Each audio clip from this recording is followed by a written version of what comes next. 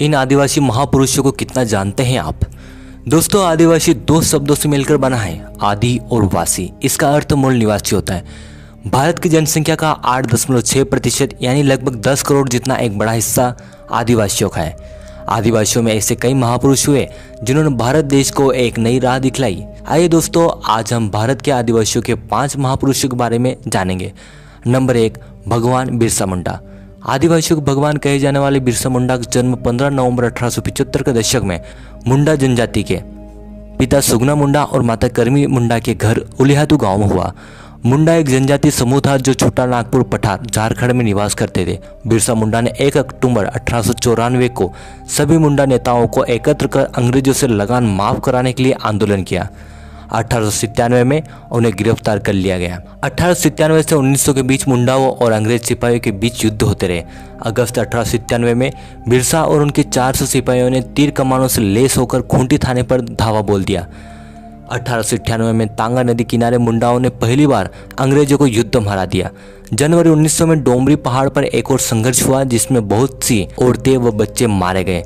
3 फरवरी 1900 को चक्रधरपुर में जमकोपाई जंगल में बिरसा मुंडा को गिरफ्तार कर लिया गया। 9 जून 1900 को अंग्रेजों ने बिरसा मुंडा को जहर देकर मार दिया।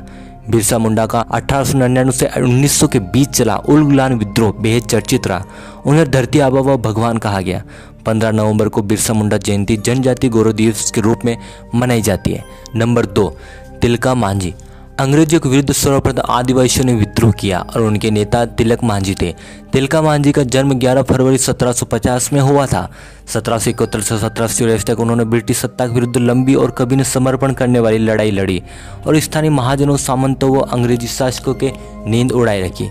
तिलका मांझी ने 1778 ईस्वी में पहाड़ी सरदारों से मिलकर रामगढ़ कैंप पर कब्जा करने वाले अंग्रेजों को खदेड़कर कैंप को मुक्त कराया।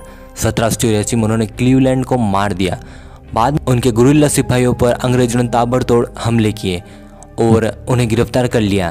कहते हैं कि तिलका मांझी को 4 घोड़ों से बांधकर घसीटते हुए भागलपुर लाया गया, पर मीलों घसीटे जाने के बावजूद वह लड़ाका जीवित था।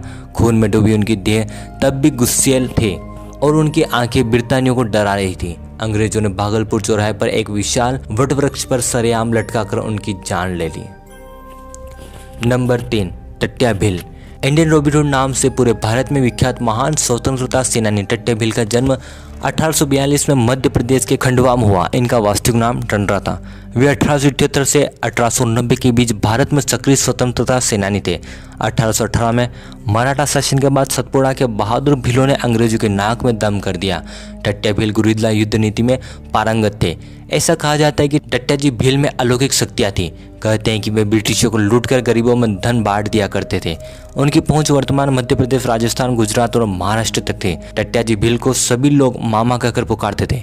4 दिसंबर 1890 को जबलपुर जेल में टट्या जी भील को फांसी दी गई। उनका मंदिर पाताल पानी में स्थित है। नंबर 4, राणा पूंजा। लेखक नैन्सी के अनुसार पानारवा में भील राजा राणा दयालदास का शासन था। 1990 में प्रकाशित Maharana Pratap and his times पुस्तक के अनुसार पानारवा ठिकाने के भील राजा राणा हरपाल के पोते राणा पूंजा थे। राणा पूंजा का जन्म दुदा होलंकी और माता केरीबाई के यहाँ हुआ। राणा पूंजा भोमट पानारवा के शासक थे। जब मेवाड़ पर मुगलों का संकट उभरा तब महाराणा प्रताप ने राणा पूंजा जी को याद किया। राणा पूंजा जी के पास मेवाड़ और मुगल दोनों ही सहायता प्राप्त करने आए थे। तब राणा पूंजा ने मेवाड़ का साथ दिया। भील सरदार राणा पूंजा के ही सहयोग के कारण मेवाड़ सुरक्षित रहा।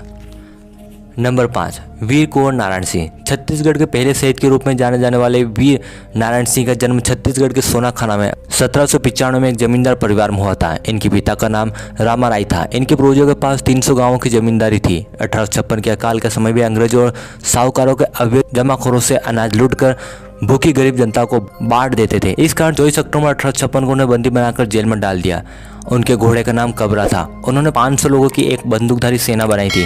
10 दिसंबर 1857 को रायपुर में अंग्रेजों ने उन्हें सार्वजनिक रूप से फांसी दे दी थी।